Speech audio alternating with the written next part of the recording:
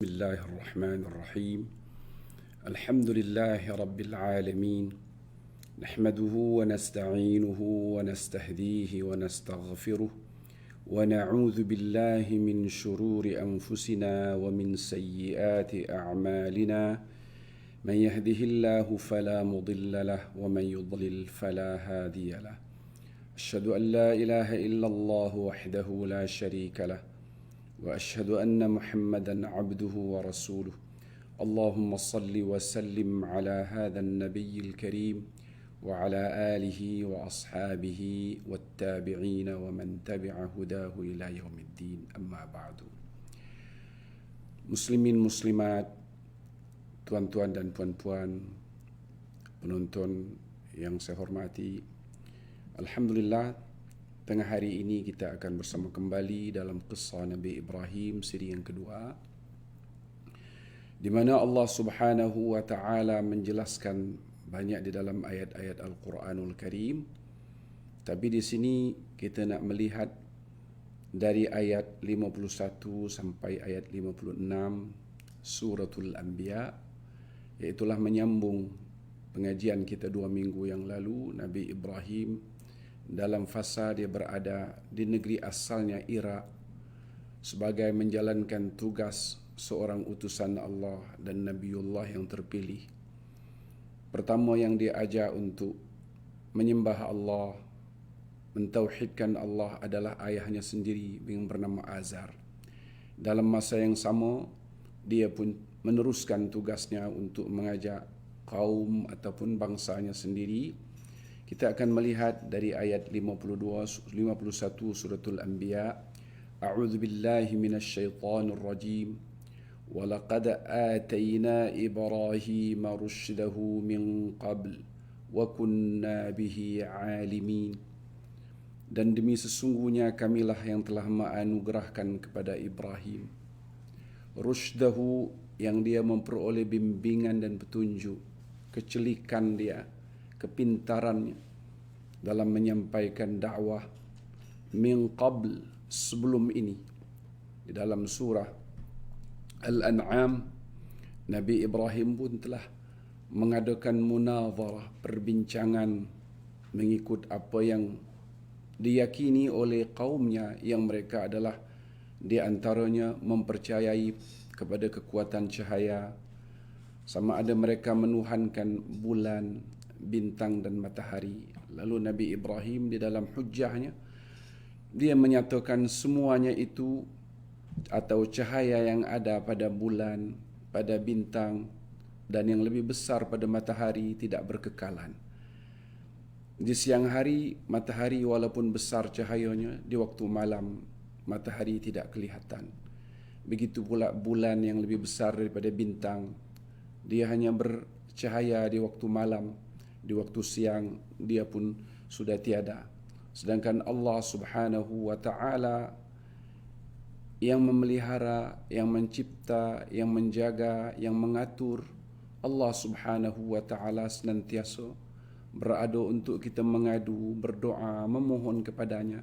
Tidak ada satu saat dan satu waktu pun Allah alfa ataupun ghaib daripada sisi hambanya. Maka Allah sebutkan dalam ayat 51 ini, walaqad atayna Ibrahima rusydah. Sesungguhnya kamilah yang telah menganugerahkan kepada Ibrahim, dia memperoleh petunjuk sehingga dia pintar dan celik dalam dia berhujjah kepada kaumnya. Wa kunna bihi 'alimin. Dan kami terhadap Ibrahim adalah maha mengetahui apa yang dilakukannya. Idh qala li abihi wa qaumihi, di mana saat Nabi Ibrahim mengucapkan kepada ayahnya. Dalam ayat sebelumnya Allah sebutkan ayahnya bernama Azar, iaitulah surah Al-An'am. Wa qaumihi, dan dia pun mengucapkan kepada kaum dan bangsanya, ma hadhihi at-tamathil allati antum laha 'akifun. Apakah berhala-berhala yang kamu berada menyembah kepadanya, duduk bersimpuh atau berdiri di hadapannya? Akif asalnya duduk, bersimpuh.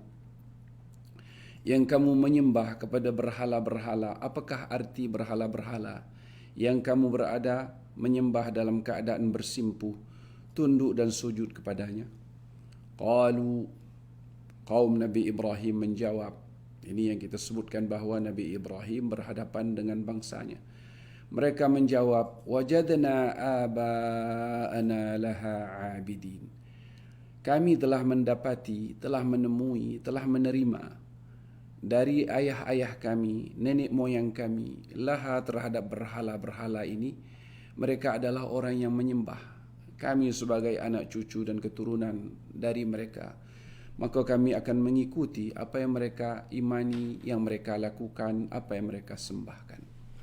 Kita melihat hujjah Nabi Ibrahim kepada mereka.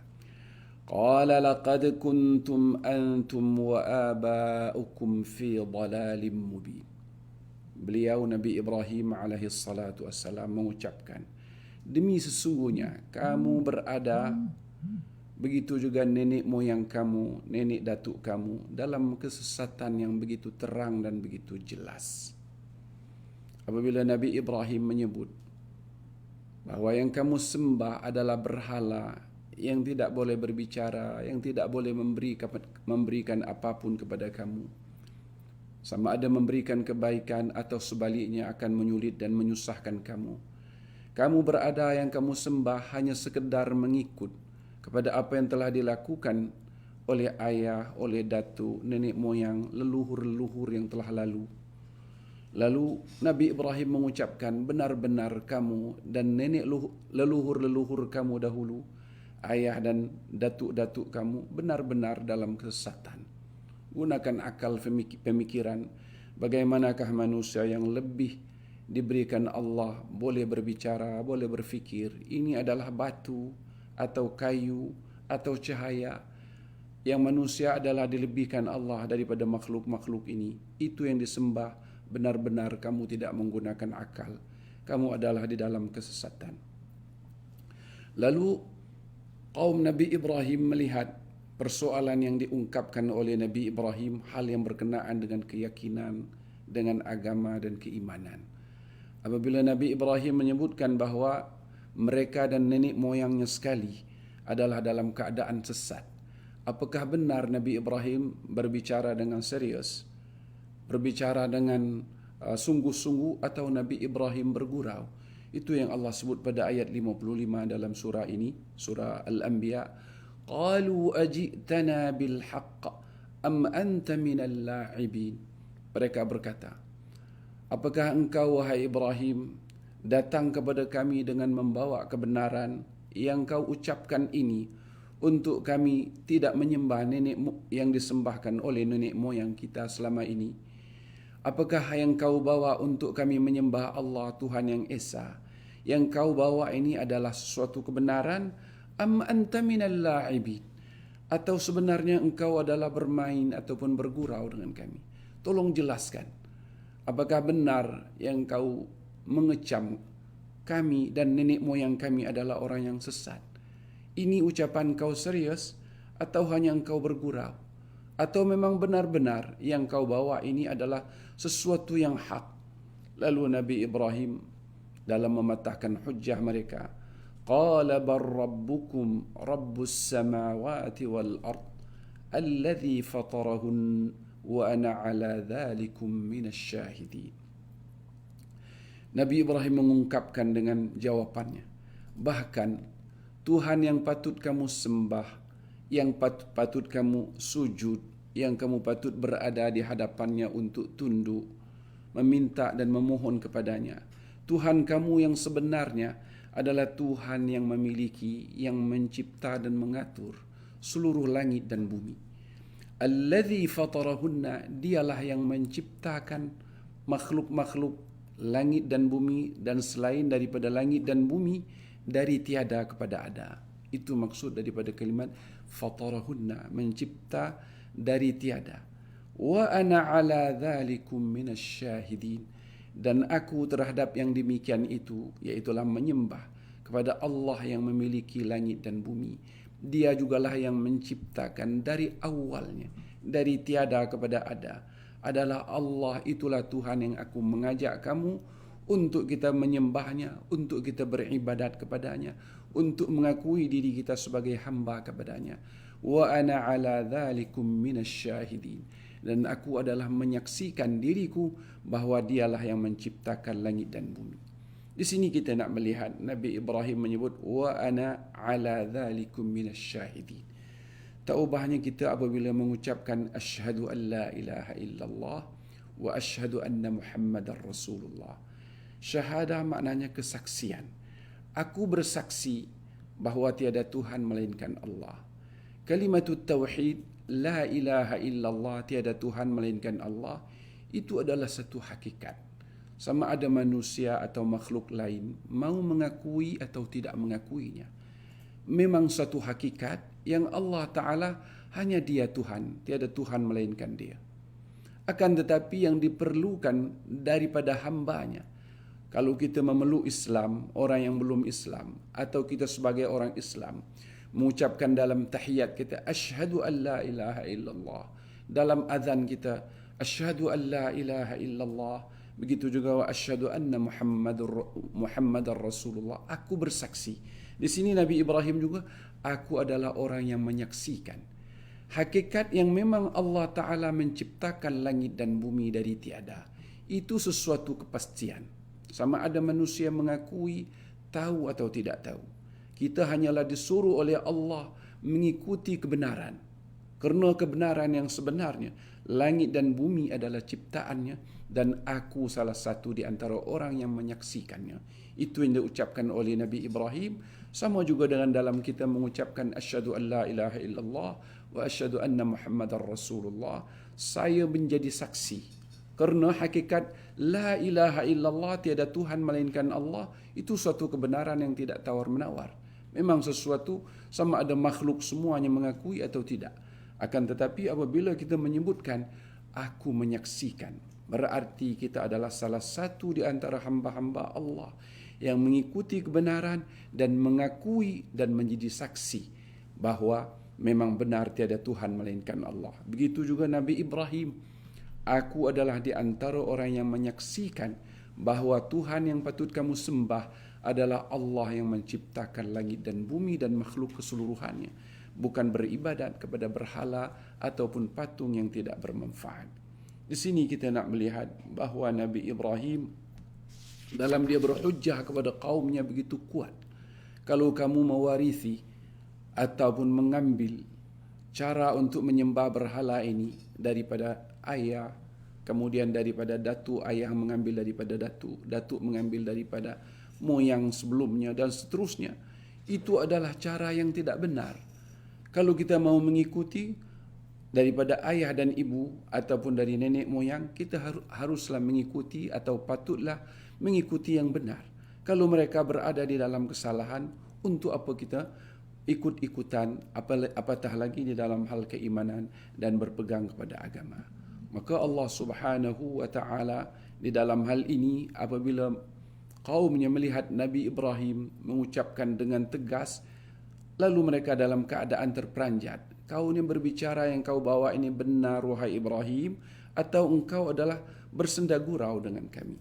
Itulah yang diucapkan oleh Nabi Ibrahim di dalam surah Al-Anbiya dari ayat 51 sampai kepada ayat 56. Manakala Allah Subhanahu wa Ta'ala memperincikan pula di dalam surah Asy-Syu'ara dalam hal Nabi Ibrahim mengajak kepada kaumnya, firman Allah dari ayat 69. Watlu alaihim naba'a Ibrahim idh qala li abihi wa qaumihi ma ta'budun.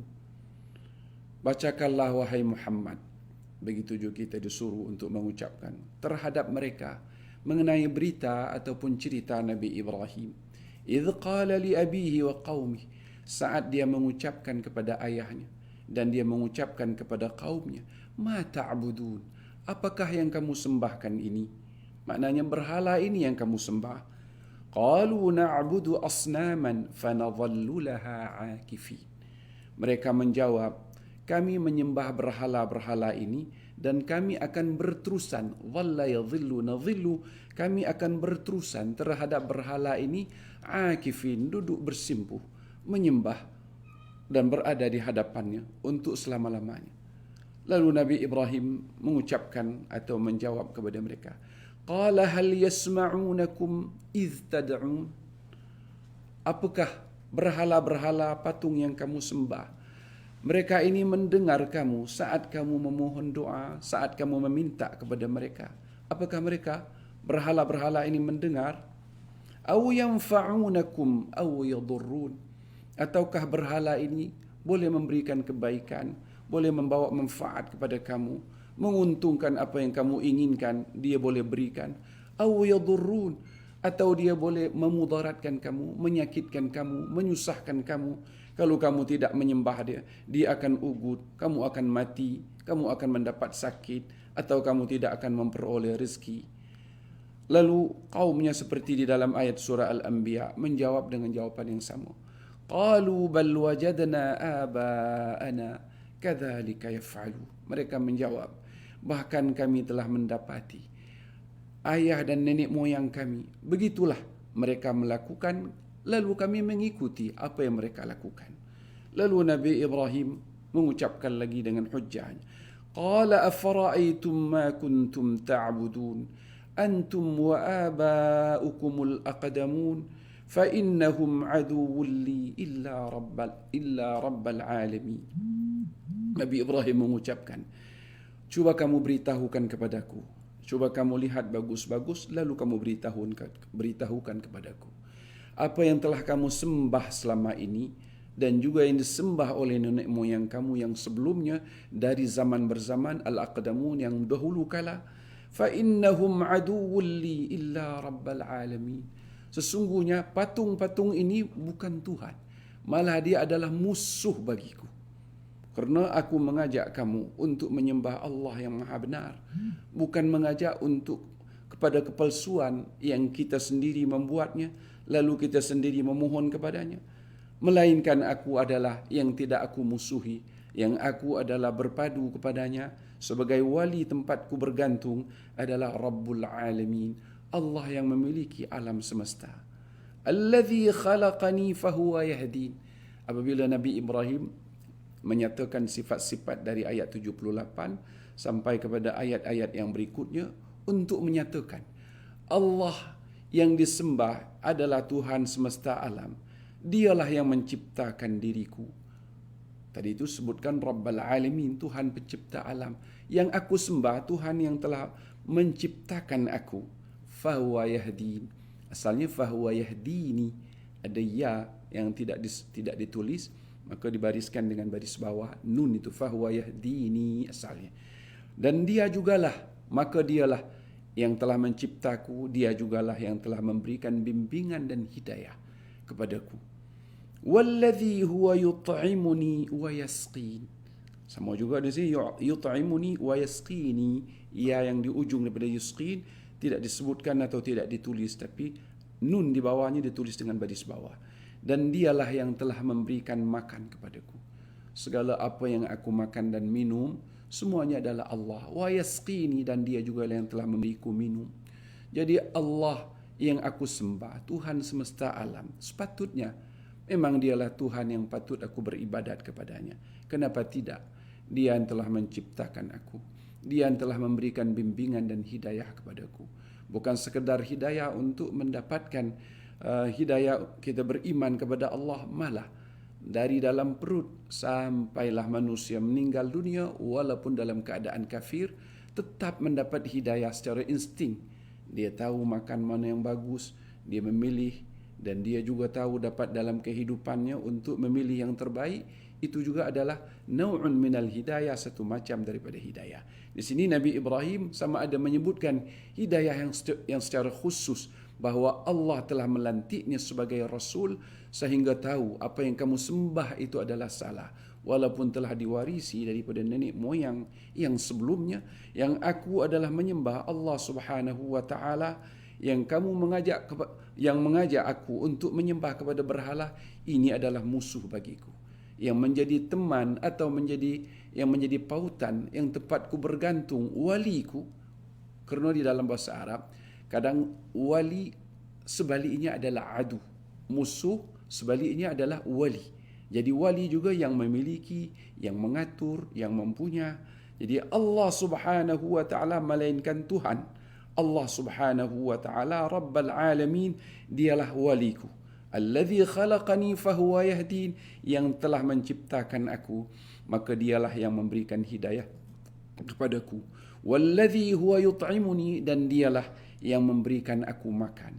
Wa yasqin, dan dialah yang memberikan kepadaku minum. Wa idza maridtu fahuwa yashfin, dan seterusnya apabila aku sakit, maka dialah yang menyembuhku. Ni Nabi Ibrahim mengaitkan kepada kaumnya. Kita sakit, Allah yang membuatkan kita sakit. Kita sehat, Allah yang menyembuhkan kita. Kita lapar, Allah yang memberikan kepada kita kenyang, dan Allah yang memberikan kepada kita makan. Kita dahaga, Allah yang memberikan kepada kita air, dan seterusnya membuatkan kita hilang dahaga dengan minum. Di sini juga Nabi Ibrahim menyebut, wa idza maridtu, apabila aku sakit, fahuwa yashfin, maka dialah yang menyembuhkan aku. Wallazi yumituni thumma yuhyin, dan dialah kelak yang akan mematikan aku, dan dia jugalah yang akan menghidupkan aku selepas itu. Wallazi atma'u an yaghfira li khati'ati yaumaddin, dan dialah yang aku mengharap, an atma' mana aku mengharap bahawa dia akan mengampunkan kesalahan-kesalahanku yaumaddin, pada hari semua manusia akan mendapat balasan daripada tindak tanduk amalannya selama di dalam dunia di sini.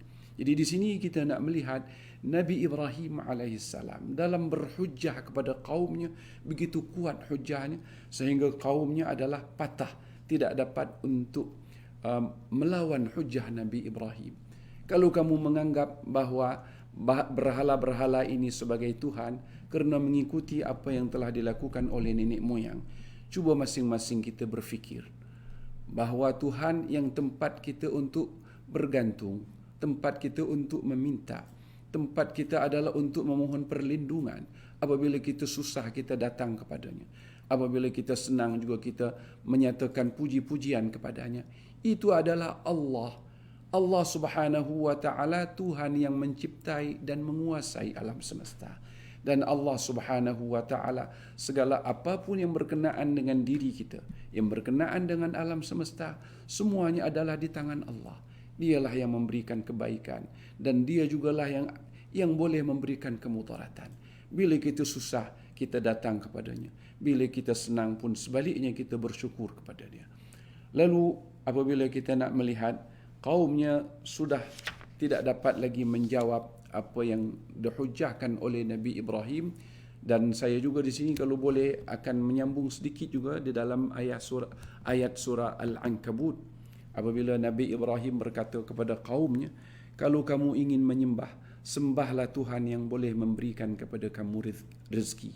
Iaitulah ayat 16, Allah firman Allah, wa Ibrahim idh qala liqaumihi a'budullaha wattaquh dzalikum khairul lakum in kuntum ta'lamun.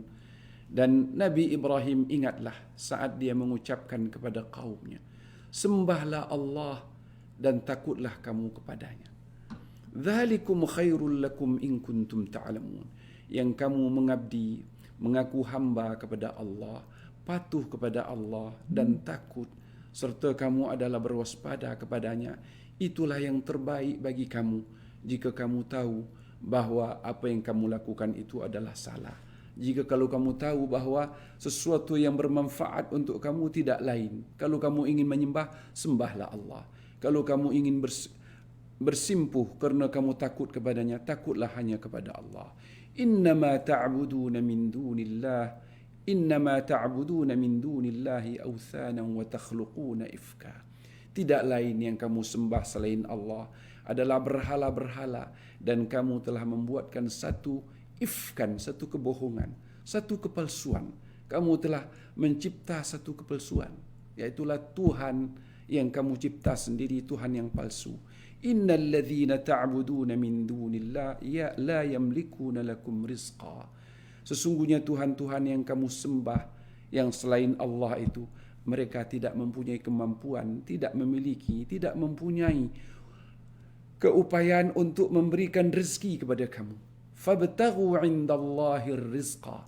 Kalau kamu ingin memohon rezeki, maka carilah rezeki itu, mohonlah kepada Allah Subhanahu wa taala, wa'buduhu washkurulah, dan sembahlah kepadanya dan bersyukurlah kepadanya. Ilaihi turja'un.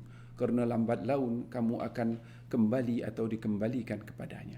Ini hujjah Nabi Ibrahim sebenarnya yang saya nukilkan baik di dalam surah Al-Ankabut dari ayat 16 sampai kepada ayat 17, ataupun di dalam surah Asy-Syu'ara dari ayat 69 sampai ayat 82. Begitu juga sebelumnya daripada ayat 51 sampai ayat 56 dalam surah Al-Anbiya.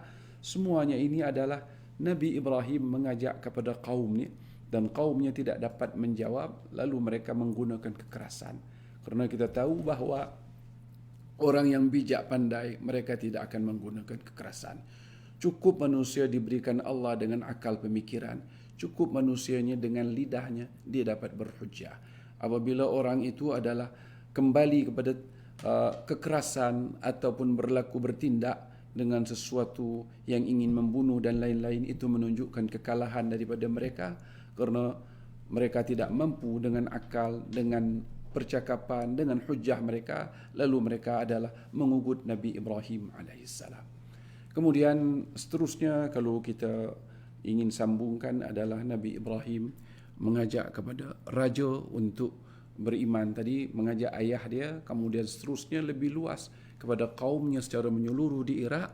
Apabila hal ini telah didengar oleh raja di situ, kalau di dalam sumber Israiliyat atau yang berada di dalam syarah-syarah Taurat, bukan daripada Taurat itu sendiri, nama raja itu adalah Namrud, yang kemudian dia adalah sebagai raja di negeri Babylon. Lalu Nabi Ibrahim pun menghadapnya setelah raja itu sendiri adalah mengaku bahawa dirinya sebagai Tuhan, dan selanjutnya dia pun telah mendengar dari masyarakat bahawa Nabi Ibrahim telah membawa satu ajaran yang berlainan dengan yang telah dilakukan oleh masyarakat tempatan. Tadi kita sebut bahawa kaum Nabi Ibrahim menyembah berhala. Dalam surah Al-An'am, mereka juga adalah menyembah kepada bintang, matahari dan bulan. Ini bukanlah sesuatu yang berlawanan, kerana biasalah bagi orang-orang yang musyrik, mereka akan mencari-cari Tuhan apa saja yang tidak masuk akal bagi mereka, kerana memerlukan kepada cahaya, maka mereka anggap Tuhan itu adalah cahaya itu adalah Tuhan. Apabila mereka melihat bahawa ada sesuatu yang patut disembah, mereka ciptakan patung. Kemudian apabila raja ini mengaku dirinya sebagai Tuhan, mereka juga adalah tunduk kepada rajanya sebagaimana mereka tunduk kepada Tuhan.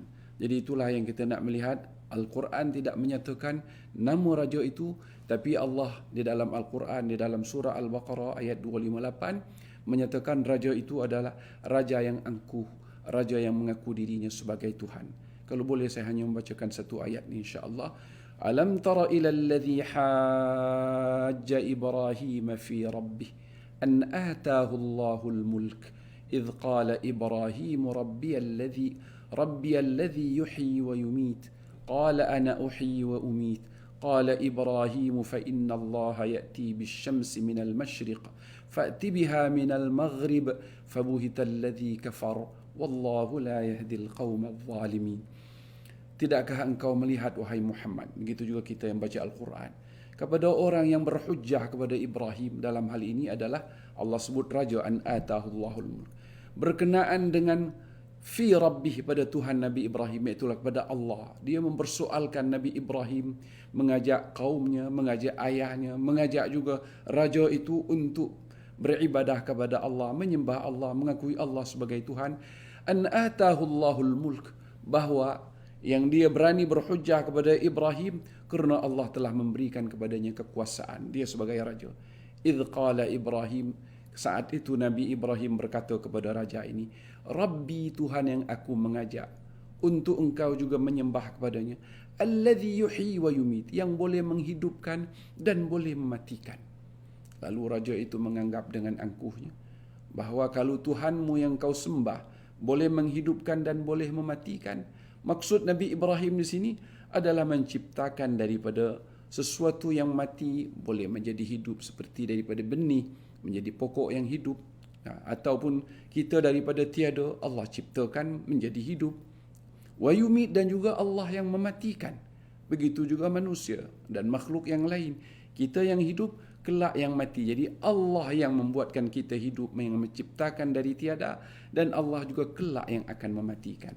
Tetapi yang dipahami oleh raja yang kafir dan sombong ini, qala ana uhyi wa umit.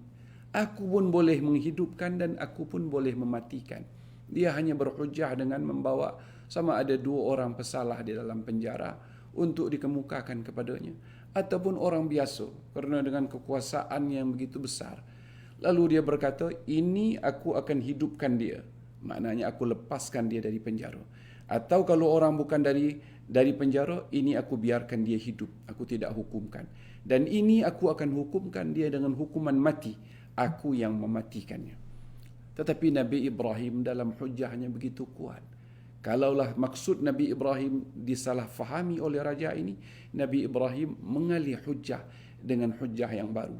Fa inna Allah ya'ti bisyamsi minal masyriq.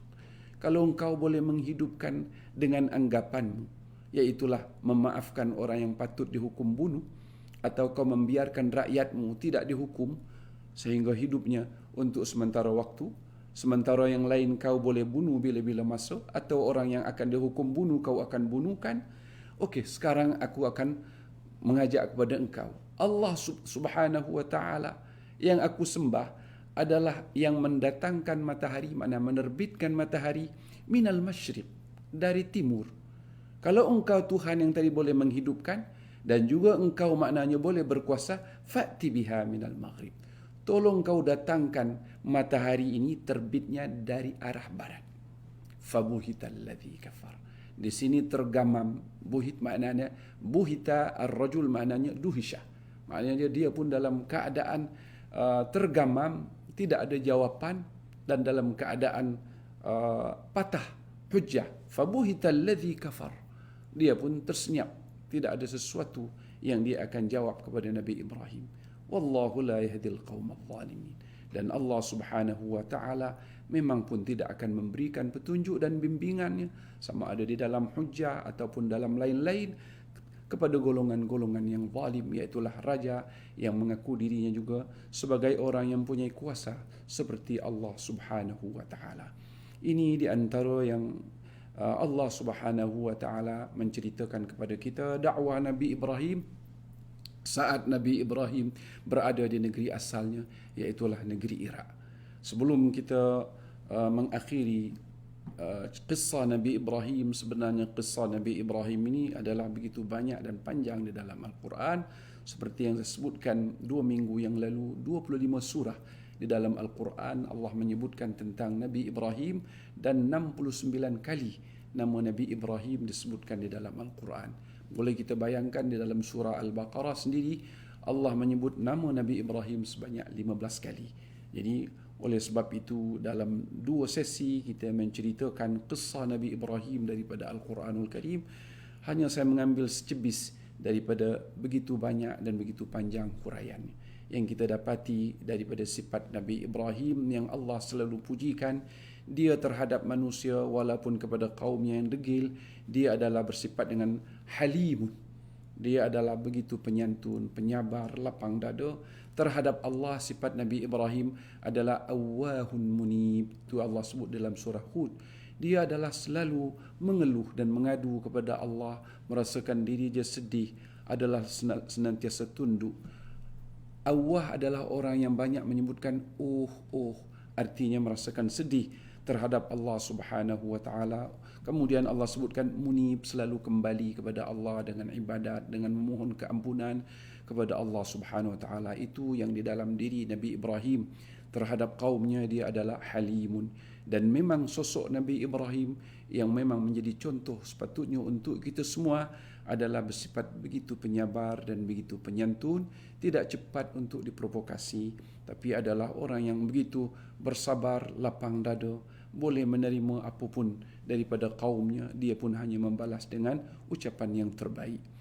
Sebelum saya mengakhirkan pengajian kita pada hari ini, saya ingin mengajak pendengar semua dan muslimin muslimat dalam kesempatan kita bulan Ramadan adalah marilah sama-sama kita memperbanyakkan ibadat kita, dan salah satu di antara ibadah yang mulia yang kita lakukan juga di dalam bulan Ramadan adalah menginfakkan sebahagian daripada anugerah yang Allah berikan kepada kita semasa dalam keadaan kita sehat, dalam keadaan kita senang, dalam keadaan kita masih lagi diberikan Allah kesempatan. Kerana apabila kita sudah sampai akhir hayat ataupun sudah nampak kematian di hadapan kita, saat itu tidak ada ibadat yang ingin kita lakukan melainkan adalah untuk bersedekah, seperti yang Allah sebutkan di ujung surah Al-Munafiqun, ya ayyuhalladzina amanu anfiqu mimma ya ayyuhalladzina amanu anfiqu mimma razaqnakum من قبل أن يأتي أحدكم الموت فيقول رب لولا أخرتني إلى أجل قريب فأصدق وأكن من الصالحين ولن يؤخر الله نفسا إذا جاء أجلها والله خبير بما تعملون. Wahai orang-orang yang beriman, infakkanlah sebahagian sahaja dari yang telah kami berikan kepada kamu sebelum datang kepada salah seorang atau kepada setiap daripada kamu kematian. Saat itu, apabila sudah saat datang kematian, seseorang itu akan mengucapkan, ini orang-orang yang beriman, bukan orang kafir. Allah sebut, ya ayyuhalladzina amanu, kerana setiap daripada kamu, wahai orang yang beriman, akan menyesal apabila sebelum meninggal dunia. Saat itu dia mengucapkan, ya Allah, kalau boleh berikanlah kesempatan, tangguhkan aku sedikit saja masa, datu ila ajalin qarib, kepada tempoh yang pendek saja. Yang dekat maknanya yang pendek sini. Untuk apa? Fa'asaddaq. Kerana aku ingin bersedekah. Bila aku bersedekah, wa aku minas salihin. Saat itu sudah pasti aku termasuk dalam hamba-hambamu yang salih. Itulah kita nak melihat. Selagi kita dalam keadaan sehat, dalam keadaan kita baik, apalagi yang Allah telah berikan kepada kita anugerah yang berlebih ataupun yang lebih, infakkanlah di jalan Allah. Banyak jalan-jalan infak. Di antaranya boleh kita menyalurkan infak kita melalui masjid kita sendiri, Masjid Umar Ibn Al-Khattab di Bukit Damansara. Kerana masjid kita juga banyak menyalurkan saluran daripada sumbangan daripada jemaah semuanya, bukan sekadar untuk kemakmuran atau mengimarahkan masjid ini saja, tapi juga akan disalurkan juga kepada fakir miskin, kepada golongan-golongan yang memerlukan, bukan sekedar di sekitar kawasan penempatan Bukit Damansara yang alhamdulillah Allah memberikan banyak orang yang diberikan Allah kelebihan, tapi adalah sampai ke Sabah, ke Sarawak dan juga kepada tempat-tempat yang lain yang memerlukan kepada sumbangan. Saya kira di sini lebih daripada 18 NGO yang bergantung kepada Masjid Bukit Damansara. Jadi di bulan Ramadan ini ambillah kesempatan untuk kita menginfakkan harta yang telah Allah berikan. Bukan itu saja, malah banyaknya ayat-ayat Al-Quranul Karim yang Allah telah memberikan gambaran kepada kita. Di antaranya di dalam surah Al-Baqarah ayat 261 yang Allah sebutkan, mathalul ladzina yunfiquna fi sabilillah, mathalul ladzina yunfiquna amwalahum fi sabilillah. Gambaran atau perumpamaan atau sifat orang yang menginfakkan harta mereka di jalan Allah, kamathali habba, adalah perumpamaan atau gambarannya seperti satu biji benih, ambatat sab'a sanabil, apabila dia tumbuh kelak daripada sebiji ini dia akan menyumbuh 7 tangkai, wa fi kulli sumbulatin mi'atu habba, dan pada setiap tangkai ada 100 biji benih. Jadi kalilah 7 kali 100, 700. Kalau kita menginfakkan RM1, Allah pasti akan membalas kepada kita dengan 700, tapi bukan dengan RM700, tapi 700 kebajikan di hari akhirat. Itu kita melihatkan, kalau RM700 pun kita melihat itu pun sudah begitu besar. Tidak ada satu syarikat pun di dalam dunia ini di mana pun akan memberikan kepada kita keuntungan sebanyak 700 kali ganda. Bukan sekadar itu, wallahu yudha'ifu liman yasha. Allah boleh melipat-lipatkan kali ganda kepada sesiapa yang Allah kehendaki. Maknanya bukan sekadar RM1 kita berikan, Allah akan membalas 700, malah lebih daripada 700, 7.000, 70.000 atau seterusnya. Wallahu wasi'un alim. Dan Allah Ta'ala maha luas anugerah Allah, dan Allah maha mengetahui. Mudah-mudahan dalam kesempatan yang kita berada di dalam bulan suci, bulan Ramadan, bulan yang mulia ataupun bulan penuh keberkatan ini, Allah memberkati kehidupan kita dengan ibadat-ibadat. Salah satu ibadat yang paling mudah kita lakukan adalah menginfakkan harta kita, dan salah satu di antara jalan yang senang untuk kita menyalurkannya adalah boleh kita salurkan melalui Masjid Bukit Damansara. Wallahu alam, sallallahu ala Muhammad wa ala alihi wa sahbihi wasallam. Assalamualaikum warahmatullahi wabarakatuh.